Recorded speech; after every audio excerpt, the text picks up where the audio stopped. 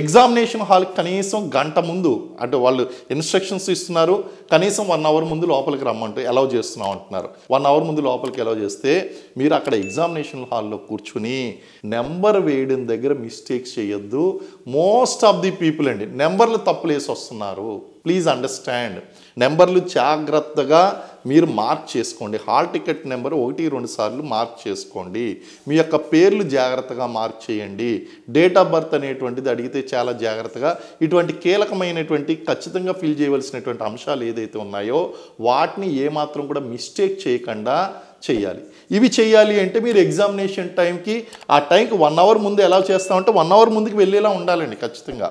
అటువంటప్పుడు మీకు గందరగోళం ఉండదు. అంటే మీరు జస్ట్ ఎగ్జామినేషన్ హాల్కి సెంటర్లోకి లేటుగా వెళ్ళి మిగిలిన వాళ్ళందరూ ఆన్సర్ చేస్తున్నప్పుడు మీరు పేపర్ తీసుకుని అప్పుడు మొదలు పెట్టారంటే తప్పులు పోతాయండి ఖచ్చితంగా.